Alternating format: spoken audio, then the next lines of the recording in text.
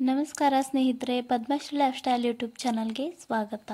ಸ್ನೇಹಿತರೆ, ಮಹಾಲಕ್ಷ್ಮಿ ಎಲ್ಲರಿಗೂ ಅಷ್ಟೈಶ್ವರ್ಯವನ್ನು ಕೊಟ್ಟು ಕಾಪಾಡಲಿ ಅಂತ ಕೇಳ್ಕೊಳ್ತಾ, ಇವತ್ತಿನ ಅಂದರೆ ಎರಡನೇ ಗುರುವಾರದ ಮಾರ್ಗಶಿರ ಮಾಸದ ಎರಡನೇ ಗುರುವಾರದ ಪೂಜೆಯನ್ನು ಯಾವ ರೀತಿಯಾಗಿ ಮನೆಯಲ್ಲಿ ಮಾಡಿದ್ವಿ ಅಂತ ನಿಮ್ಮ ಜೊತೆ ಶೇರ್ ಮಾಡ್ಕೊಳ್ತಾ ಇದ್ದೀನಿ.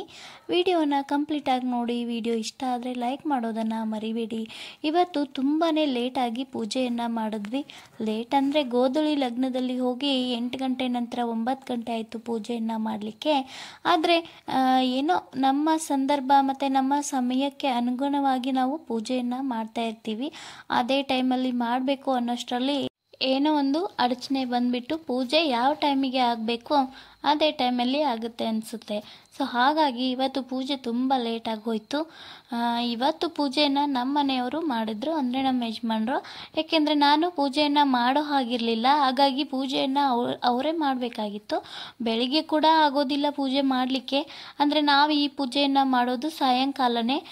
ಪ್ರತಿ ಗುರುವಾರ ನಾವು 4 ವಾರ ಕೂಡ ಸಾಯಂಕಾಲನೇ ಪೂಜೆಯನ್ನು ಮಾಡ್ತೀವಿ. ಆದರೆ ಗೋಧೂಳಿ ಲಗ್ನದಲ್ಲಿ ಮಾಡಲಿಕ್ಕೆ ಆಗಲಿಲ್ಲ. ಆದರೆ ಪೂಜೆಯನ್ನು ಮಾತ್ರ ನಾವು ಯಾವುದೇ ಕಾರಣಕ್ಕೂ ಬಿಡೋದಿಲ್ಲ. ಲೇಟ್ ಆದರೆ ಆಗಲಿ, ಮಾಡ್ತಕ್ಕಂಥ ಪೂಜೆ ಪುನಸ್ಕಾರಗಳನ್ನು ಯಾವತ್ತಿಗೂ ಬಿಡೋದಿಲ್ಲ. ನಮ್ಮ ಮನೆಯಲ್ಲಿ ನಾನು ಪೂಜೆಯನ್ನು ಮಾಡಲಿಕ್ಕೆ ಬರದೇ ಇದ್ದಾಗ ಅಥವಾ ನನಗೆ ಪೂಜೆಯನ್ನು ಮಾಡಲಿಕ್ಕೆ ಆಗದೇ ಇದ್ದಾಗ ನಮ್ಮ ಯಜಮಾನ್ರೇ ಪೂಜೆಯನ್ನು ಮಾಡ್ತಾರೆ.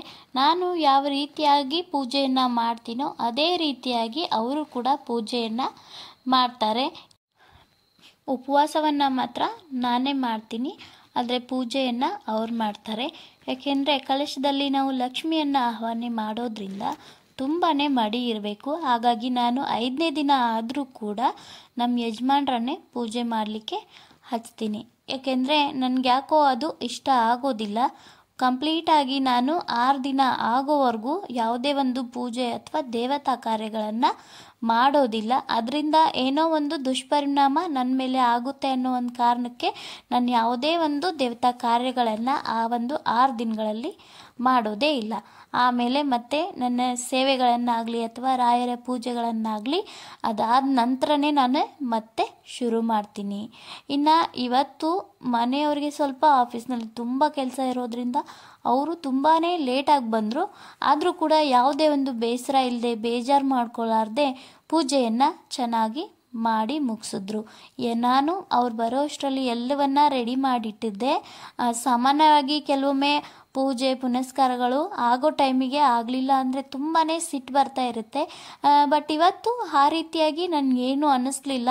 ಅವರನ್ನು ಕೂಡ ನಾವು ಅರ್ಥ ಮಾಡ್ಕೊಳ್ಬೇಕಲ್ವ, ನಮಗೆ ಹೆಲ್ಪ್ ಮಾಡ್ತಾ ಇರ್ತಾರೆ. ಹಾಗಾಗಿ ಲೇಟ್ ಆದರೆ ಆಗಲಿ, ನಮ್ಮ ಮಾಡುವಂತಹ ಯಾವುದೇ ಪೂಜೆಯನ್ನು ನಾವು ಬಿಡೋದಿಲ್ಲ.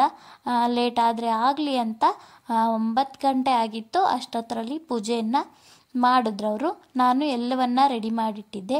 ಇನ್ನು ಇವತ್ತು ನೈವೇದ್ಯಕ್ಕೆ ನಾನು ಕಡಲೆಬೇಳೆ ಪಾಯಸವನ್ನು ಮಾಡಿದ್ದೆ. ಜೊತೆಗೆ ಅನ್ನ, ಸ್ವಲ್ಪ ತುಪ್ಪ ಮತ್ತು ಪುಟಾಣಿ ಸಕ್ಕರೆ, ಬಾಳೆಹಣ್ಣು, ತುಪ್ಪ, ಸಕ್ಕರೆ ಎಲ್ಲವನ್ನ ಹಾಕಿ ಒಂದೇ ತಟ್ಟೆಯಲ್ಲಿ ಜೋಡಿಸಿಟ್ಟಿದ್ದೆ. ಅವರು ಅದೇ ನೈವೇದ್ಯವನ್ನು ದೇವರಿಗೆ ತೋರಿಸಿದ್ರು. ಇನ್ನು ನೈವೇದ್ಯವನ್ನು ತೋರಿಸುವಾಗ ಅವರೊಂದು ಸ್ತೋತ್ರವನ್ನು ಹೇಳ್ತಾರೆ. ಆ ಸ್ತೋತ್ರ ಮತ್ತೆ ಯಾವಾಗಲಾದರೂ ನಿಮಗೆ ನಾನು ಹೇಳ್ತೀನಿ. ಇನ್ನು ಪುಸ್ತಕವನ್ನು ಈ ಸಾರಿ ಓದಲಿಕ್ಕೆ ಆಗಲಿಲ್ಲ. ಯಾಕೆಂದರೆ ಅದರಲ್ಲಿ ಇರೋದು ಒಂದು ವ್ರತಕಥೆಗಳು. ನಾನು ಹೋದ ವಾರ ಒಂದು ವ್ರತಕಥೆಯನ್ನು ಓದಿದ್ದೆ, ಮತ್ತು ಮುಂದಿನ ವಾರ ಮತ್ತೆ ಓದಲಿಕ್ಕೆ ಬರುತ್ತೆ ಅಂತ ಈ ಸಲ ಪುಸ್ತಕವನ್ನು ಓದಲಿಕ್ಕೆ ಆಗಲಿಲ್ಲ. ಕೇವಲ ಮಂಗಳಾರತಿಯನ್ನು ಮಾಡಿ ಪೂಜೆಯನ್ನು ಮುಗಿಸಿದ್ವಿ. ನೋಡ್ತಾ ಇರ್ಬೋದು ಎಷ್ಟೊಂದು ಚೆನ್ನಾಗಿ ಪೂಜೆಯನ್ನು ಮಾಡಿದ್ದಾರೆ ಅಂತ. ನನಗೂ ಕೂಡ ತುಂಬಾ ಖುಷಿ ಆಯಿತು. ನಾನು ಮಾಡೋದು ಅವ್ರು ಮಾಡೋದು ಯಾವುದೇ ಒಂದು ವ್ಯತ್ಯಾಸ ನನಗೆ ಕಾಣಲೇ ಇಲ್ಲ. ಇನ್ನು ಕಂಫರ್ಟೇಬಲ್ ಆಗಿ ಒಂದು ಲಕ್ಷ್ಮೀ ಮೂರ್ತಿ ತೆಂಗಿನಕಾಯಿಗೆ ಕೂರಬೇಕು ಅಂತ ಅಂದರೆ ಆದಷ್ಟು ಚಿಕ್ಕದಾದ ಒಂದು ತೆಂಗಿನಕಾಯಿಯನ್ನು ತೆಗೆದುಕೊಂಡು ಅದಕ್ಕೆ ಒಂದು ಮೂರ್ತಿಯನ್ನು ಅಂದರೆ ಮುಖಪದ್ಮವನ್ನು ಹಾಕಬೇಕು. ತುಂಬಾ ಚೆನ್ನಾಗಿ ಕೂರುತ್ತೆ ಅದು. ಇದೊಂದು ಟಿಪ್ಸ್ ಅಂತಲೇ ಅಂದ್ಕೊಳ್ಳಿ.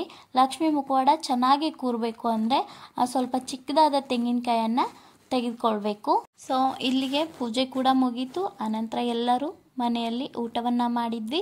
ಇನ್ನು ನೈವೇದ್ಯವನ್ನು ಕೇವಲ ಒಂದು 5 ರಿಂದ 10 ನಿಮಿಷ ಇಟ್ಟು ನಾವು ಅದೇ ನೈವೇದ್ಯವನ್ನು ಉಪವಾಸ ಇದ್ದವರಾಯಿತು ಅಥವಾ ಮನೆ ಮಂದಿ ಎಲ್ಲ ಅದನ್ನೇ ಸ್ವೀಕಾರ ಮಾಡ್ತೀವಿ. ತುಂಬ ಹೊತ್ತು ನೈವೇದ್ಯ ಇಡೋದಿಲ್ಲ. ಬೆಳಗ್ಗಿನವರೆಗೂ ಆ ಒಂದು ನೈವೇದ್ಯವನ್ನು ಇಟ್ಟರೆ ಅದರ ಮೇಲೆ ಹುಳುಗಳಾಗಿರ್ಬೋದು ಅಥವಾ ಇರುವೆ ಆಗುತ್ತೆ. ಆನಂತರ ಆ ಒಂದು ನೈವೇದ್ಯವನ್ನು ಯಾರಿಗೂ ತಿನ್ನೋಕ್ಕೆ ಮನಸ್ಸೇ ಆಗೋದಿಲ್ಲ. ಹಾಗಾಗಿ ಆ ಒಂದು ನೈವೇದ್ಯವನ್ನು ವೇಸ್ಟ್ ಮಾಡಬಾರ್ದು. ದೇವರಿಗೆ ಇಟ್ಟಂತಹ ನೈವೇದ್ಯವನ್ನು ನಾವು ಔಷಧಿ ಸ್ವರೂಪವಾಗಿ ಸ್ವೀಕಾರ ಮಾಡ್ತೀವಿ. ಹೀಗಾಗಿ 5ರಿಂದ 10 ನಿಮಿಷ ಇಟ್ಟು ನಾವೇ ಆ ಒಂದು ನೈವೇದ್ಯವನ್ನು ತೆಗೆದುಕೊಂಡು ಊಟವನ್ನು ಮಾಡ್ತೀವಿ. ಸೊ ಸ್ನೇಹಿತರೆ, ಪೂಜೆ ಹೇಗಾಗಿದೆ ಅಂತ ನೀವು ಕೂಡ ಕಮೆಂಟ್ ಮಾಡಿ, ಮತ್ತು ಇಷ್ಟ ಆಗಿದ್ದರೆ ಲೈಕ್ ಮಾಡಿ. ಮುಂದಿನ ವಾರ ಎಲ್ಲರೂ ಇದಕ್ಕಿಂತ ಚೆನ್ನಾಗಿ ಪೂಜೆಯನ್ನು ಮಾಡೋಣ ಅಂತ ಹೇಳ್ತಾ ಇವತ್ತಿನ ವಿಡಿಯೋನ ಮುಗಿಸ್ತಾ ಇದ್ದೀನಿ. ಸೊ ಸ್ನೇಹಿತರೆ, ಯಾರಾದರೂ ಹೊಸದಾಗಿ ಚಾನಲನ್ನು ನೋಡ್ತಾ ಇದ್ದರೆ ದಯವಿಟ್ಟು ಸಬ್ಸ್ಕ್ರೈಬ್ ಮಾಡ್ಕೊಳ್ಳಿ, ಮತ್ತು ಪಕ್ಕದಲ್ಲಿರೋ ಬೆಲ್ ಐಕನನ್ನು ಕ್ಲಿಕ್ ಮಾಡಿ. ನಮ್ಮ ವಿಡಿಯೋದ ಎಲ್ಲ ನೋಟಿಫಿಕೇಷನ್ಗಳು ನಿಮಗೆ ಸಿಗುತ್ತೆ. ಸ್ನೇಹಿತರೆ, ಮತ್ತೆ ಒಳ್ಳೆಯ ವಿಡಿಯೋ ಮೂಲಕ ಸಿಗ್ತೀನಿ. ಹೋಗಿ ಬರ್ತೀನಿ. ಬಾಯ್. Thanks for watching.